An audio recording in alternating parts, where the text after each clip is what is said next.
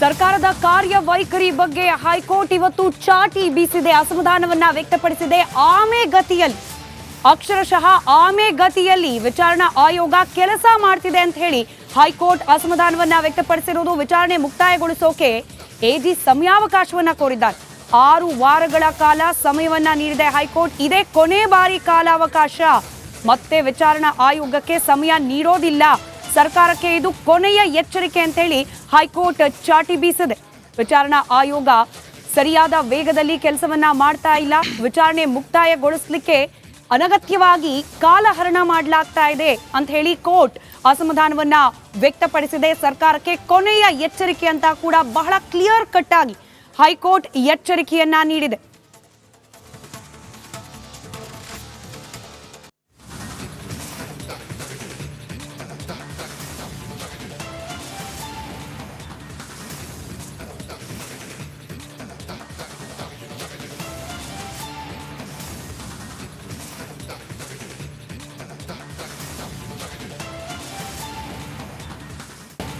ಸರ್ಕಾರಕ್ಕೆ ಕೊನೆ ಎಚ್ಚರಿಕೆ ಅಂತ ಹೇಳಿ ಹೈಕೋರ್ಟ್ ಸೂಚಿಸಿದೆ. ವಿಚಾರಣೆ ಮುಕ್ತಾಯಗೊಳಿಸಲಿಕ್ಕೆ ಸಮಯ ಕೇಳಿದ್ರು ಎಜಿ.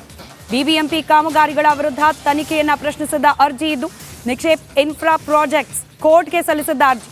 ನ್ಯಾಯಮೂರ್ತಿ ನಾಗಪ್ರಸನ್ನ ಅವರ ಪೀಠ ಅರ್ಜಿ ವಿಚಾರಣೆಯನ್ನ ಕೈಗೆತ್ತಿಕೊಂಡಿತ್ತು. ಬಿಲ್ ಬಾಕಿ ಉಳಿಸಿಕೊಂಡಿದ್ದಕ್ಕೆ ಸಮರ್ಪಕವಾಗಿ ಉತ್ತರಿಸಿ, ಸಮರ್ಪಕವಾಗಿ ಉತ್ತರ ಕೊಡಲಿಕ್ಕೆ ನ್ಯಾಯಪೀಠ ಸೂಚನೆಯನ್ನ ನೀಡಿದೆ. ಎಜಿಗೆ ನ್ಯಾಯಪೀಠ ಇವತ್ತು ಬೆಳಗ್ಗೆ ಈ ಸೂಚನೆಯನ್ನ ನೀಡಿದೆ. ಮತ್ತಷ್ಟು ಡೀಟೇಲ್ಸ್ನೊಂದಿಗೆ ನಮ್ಮ ಪ್ರತಿನಿಧಿ ಸುನಿಲ್ ನೇರ ಸಂಪರ್ಕದಲ್ಲಿದ್ದಾರೆ. ಸುನಿಲ್, ನೋಡಿ, ಬಿಲ್ ಬಾಕಿ ವಿಚಾರ ಪ್ರಶ್ನೆ ಕೊಡ್ಲಿಕ್ಕೇನೆ ಸಮಯಾವಕಾಶ ಬೇಕು, ಈ ಪ್ರಶ್ನೆಗೆ ಉತ್ತರ ಕೊಡ್ಲಿಕ್ಕೇನೆ ಸಮಯ ಬೇಕು ಅಂತ ಹೇಳಿ ಎಜಿ ಕೇಳಿರೋದು. ಹಾಗೆ ಹೈಕೋರ್ಟ್ ಇದೇ ವಿಚಾರಕ್ಕೆ ತರಾಟೆಗೆ ತೆಗೆದುಕೊಂಡಿದೆ ರಾಜ್ಯ ಸರ್ಕಾರಕ್ಕೆ. ಡೀಟೇಲ್ಸ್ ಹಂಚಿಕೊಳ್ಳೋದಾದ್ರೆ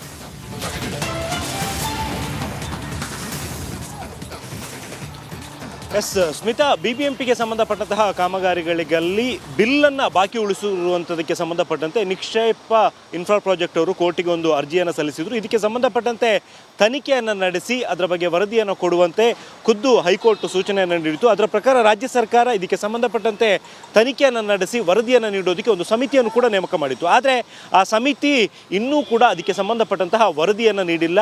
ಡಿಸೆಂಬರ್ 23ನೇ ತಾರೀಕು ಅಂದರೆ ಕಳೆದ ವರ್ಷವೇ ಈ ಒಂದು ಸಮಿತಿಯನ್ನು ರಚನೆ ಮಾಡಿ ಅದಾದ ಬಳಿಕ ವರದಿಯನ್ನು ನೀಡುವಂಥ ಸೂಚನೆಯನ್ನು ನೀಡಲಾಗಿತ್ತಾದರೂ ಕೂಡ ಇನ್ನೂ ಕೂಡ ಆ ಸಂಬಂಧಪಟ್ಟಂತೆ ಯಾವುದೇ ರೀತಿಯ ವರದಿಯನ್ನು ಕೂಡ ನೀಡಿರಲಿಲ್ಲ. ಹಾಗಾಗಿ ಇವತ್ತು ಹೈಕೋರ್ಟ್ ಈ ವಿಚಾರಕ್ಕೆ ಸಂಬಂಧಪಟ್ಟಂತೆ ತನಿಖೆಯ ಪ್ರಗತಿ ಏನಾಗಿದೆ ಅನ್ನುವಂಥನ್ನು ತಿಳ್ಕೊಳ್ಳೋದಕ್ಕೋಸ್ಕರ ಎಜಿ ಅವರಿಗೆ ವಿಚಾರಣೆಗೆ ಕರೆಸಿಕೊಂಡು ಅವರಿಗೆ ಈ ಬಗ್ಗೆ ಪ್ರಶ್ನೆ ಮಾಡಿದಂಥ ಸಂದರ್ಭದಲ್ಲಿ ಇನ್ನೂ ಕೂಡ ತನಿಖೆ ಆರಂಭವೇ ಆಗಿಲ್ಲ ಅನ್ನುವಂಥ ಒಂದು ಉತ್ತರ ಬಂದಿತ್ತು. ಇದರಿಂದ ಆಕ್ರೋಶಗೊಂಡಂತಹ ಕೋರ್ಟ್ ಮುಂದಿನ 6 ವಾರಗಳ ಒಳಗಾಗಿ ಸಂಪೂರ್ಣವಾದಂಥ ಒಂದು ತನಿಖೆಯನ್ನು ನಡೆಸಿ ವರದಿಯನ್ನು ಸಲ್ಲಿಕೆ ಮಾಡಬೇಕು ಅನ್ನುವಂಥ ಒಂದು ಸ್ಪಷ್ಟ ಸೂಚನೆಯನ್ನು ನೀಡಿದೆ. ಕೇವಲ 6 ವಾರಗಳ ಕಾಲಾವಕಾಶ ಮಾತ್ರ ನೀಡಿರುವಂಥದ್ದು. ಒಂದು ವೇಳೆ ಈ 6 ವಾರಗಳ ಒಳಗಾಗಿ ತನಿಖೆಯನ್ನು ಪೂರ್ಣಗೊಳಿಸಿ ವರದಿಯನ್ನು ಸಲ್ಲಿಕೆ ಮಾಡದೇ ಇದ್ದಲ್ಲಿ 100% ಬಿಲ್ ಪಾವತಿ ಮಾಡಬೇಕು ಅನ್ನುವಂಥ ಒಂದು ಸೂಚನೆಯನ್ನು ಕೂಡ ಹೈಕೋರ್ಟ್ ಇವತ್ತು ಈ ಒಂದು ಎಜಿಗೆ ಈ ಸಂಬಂಧಪಟ್ಟಂತೆ ನೀಡಿರುವಂಥದ್ದು. ಸ್ಮಿತಾ, ಧನ್ಯವಾದ ಸುನಿಲ್ ಮಾಹಿತಿಗಾಗಿ.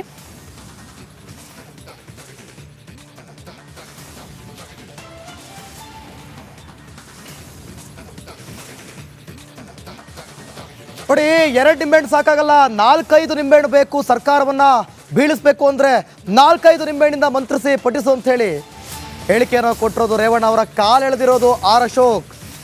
ಸರ್ಕಾರ ಬೀಳಿಸೋಣ ಅಂತ ರೇವಣ್ಣ ಕಾಲು ಎಳೆದಿದ್ದಾರೆ ಅಶೋಕ್. 2 ನಿಂಬೆಹಣ್ಣಿನಿಂದ ಸರ್ಕಾರವನ್ನು ಪತನ ಮಾಡೋದಕ್ಕೆ ಆಗೋದಿಲ್ಲ. 4-5 ನಿಂಬೆಹಣ್ಣನ್ನು ಮಂತ್ರ ಮಾಡಿ ಸರ್ಕಾರವನ್ನು ಬೀಳಿಸೋಣ. ಸರ್ಕಾರ ಪತನ ಆದರೆ ನಿಮಗೆ ಲೋಕೋಪಯೋಗಿ ಫಿಕ್ಸ್. ಅಶೋಕ್ ಮಾತಿಗೆ ಶಾಸಕ ರೇವಣ್ಣ ಕೂಡ ತಿರುಗೇಟು ಕೊಟ್ಟಿದ್ದಾರೆ. ಜನರಿಂದ ಬಂದ ಸರ್ಕಾರ ಗಟ್ಟಿಯಾಗಿದೆ ಅಂತೇಳಿ ತಿರುಗೇಟು ಕೊಟ್ಟಿದ್ದಾರೆ.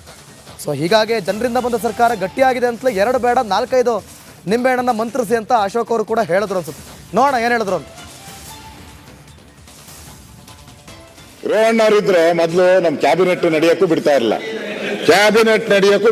ಕ್ಯಾಬಿನೆಟ್ಗೂ ಟೈಮ್ ಫಿಕ್ಸ್ ಮಾಡಿ ಕ್ಯಾಬಿನೆಟ್ಗೆ ಹೋಗ್ಬೇಕು. ಸರ್ಕಾರ 5 ವರ್ಷ ಪೂರ್ತಿ ಇರಲಿ ಅಂತೇಳಿ ನೀವು ಯಾಕೆ ಅದಕ್ಕೆ ಬನ್ನಿ ನಾವು ಇರೋಣ ಅಂತ ಹೇಳ್ತೀವಿ.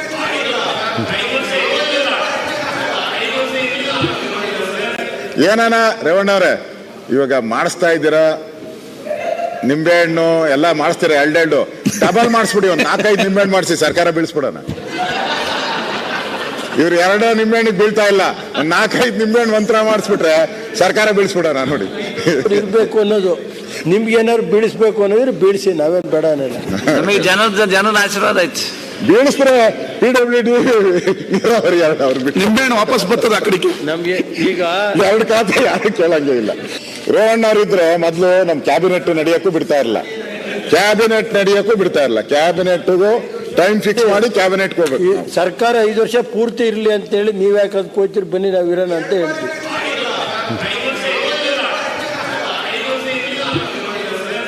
ಏನಾನ ರೇವಣ್ಣ ಅವರೇ, ಇವಾಗ ಮಾಡಿಸ್ತಾ ಇದ್ದೀರಾ, ನಿಂಬೆಹಣ್ಣು ಎಲ್ಲ ಮಾಡಿಸ್ತೀರಾ, ಎರಡೆರಡು ಡಬಲ್ ಮಾಡಿಸ್ಬಿಡಿ, ಒಂದು 4-5 ನಿಂಬೆಹಣ್ಣು ಮಾಡಿಸಿ, ಸರ್ಕಾರ ಬೀಳಿಸ್ಬಿಡೋಣ. ಇವ್ರು 2 ನಿಂಬೆಹಣ್ಣಿಗೆ ಬೀಳ್ತಾ ಇಲ್ಲ, ಒಂದು 4-5 ನಿಂಬೆಹಣ್ಣು ಮಂತ್ರ ಮಾಡಿಸ್ಬಿಟ್ರೆ ಸರ್ಕಾರ ಬೀಳಿಸ್ಬಿಡೋಣ. ನೋಡಿ, ಇರಬೇಕು ಅನ್ನೋದು. ನಿಮ್ಗೆ ಏನಾದ್ರು ಬೀಳಿಸ್ಬೇಕು ಅನ್ನೋದ್ರೆ ಬೀಳಿಸಿ, ನಾವೇನು ಬೇಡ ಅನ್ನಲ್ಲ. ನಮಗೆ ಜನದ ಆಶೀರ್ವಾದ ಐತಿ. ಬೀಳಿಸ್ತಾರೆ PWD ನೀರಾವರಿ.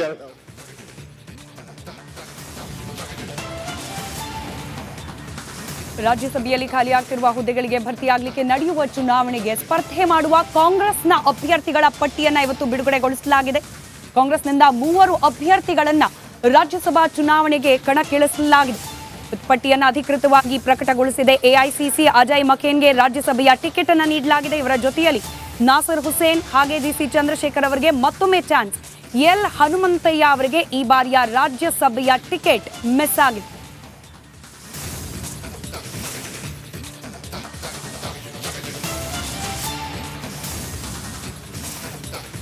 ಕ್ರಾಸ್ ವೋಟಿಂಗ್ನ ಭೀತಿಯ ನಡುವೆ ಬಿಜೆಪಿ ಒಬ್ಬ ಅಭ್ಯರ್ಥಿಯನ್ನ ಕಣಕ್ಕಿಳಿಸಿದ ನಂತರದಲ್ಲಿ ಕೊಂಚ ನಿರಾಳವಾಗಿದ್ದ ರಾಜ್ಯ ಕಾಂಗ್ರೆಸ್ ಘಟಕ ಇದೀಗ ತನ್ನ ಪಕ್ಷದಿಂದ ರಾಜ್ಯಸಭೆಗೆ ಸ್ಪರ್ಧೆ ಮಾಡುವ 3 ಅಭ್ಯರ್ಥಿಗಳ ಪಟ್ಟಿಯನ್ನ ರಿಲೀಸ್ ಮಾಡಿದೆ. ಅಜಯ್ ಮಖೇನ್ ಹಾಗೆ ನಾಸರ್ ಹುಸೇನ್ ಹಾಗೆ ಚಂದ್ರಶೇಖರ್ ಮೂವರಿಗೆ ರಾಜ್ಯಸಭೆಯ ಟಿಕೆಟ್ ಅನ್ನ ಘೋಷಿಸಿದೆ.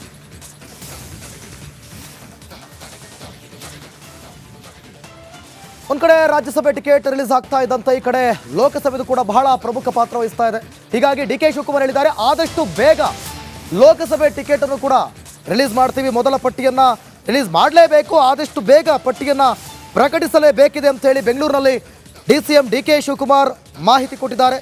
ಲೋಕಸಭೆ ಅಭ್ಯರ್ಥಿಗಳ ಮೊದಲ ಪಟ್ಟಿಯನ್ನ ಆದಷ್ಟು ಬೇಗ ರಿಲೀಸ್ ಮಾಡ್ತೀವಿ ಅಂತ ಹೇಳಿದ್ದಾರೆ ಬೆಂಗಳೂರಿನಲ್ಲಿ. ನೋಡೋಣ. ಹೇಳಬೇಕಾಗಿದೆ, ವಿ ಕಾಂಟ್ ವೆಯ್ಟ್ ಫಾರ್ ತಿಂಗಳೊಳಗಡೆ ಫಸ್ಟ್ ಲಿಸ್ಟ್ ಆಗುತ್ತೆ. ಜಲ್ದಿ ಮಾಡಲೇಬೇಕು, ನಾವು ಲೇಟ್ ಮಾಡೋಕ್ಕಾಗಲ್ಲ.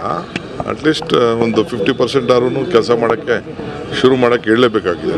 V can't wait for that. ಮಿನಿಸ್ಟರ್ಗಳ ಸ್ಪರ್ಧೆ ಡಿಸ್ಕಷನ್ ಪಾಲಿಟಿಕ್ಸಲ್ಲಿ ಯಾರು ಬೇಕಾದ್ರೂ ಸ್ಪರ್ಧೆ ಮಾಡ್ಬೋದು, ಎಲ್ಲರಿಗೂ ಒಂದು ಅವಕಾಶ ಅಂತೂ ನಮ್ಮ ಪಕ್ಷ ಯಾರು ಗೆಲ್ತದೆ ಅದು ಮುಖ್ಯ ಅಷ್ಟೇ.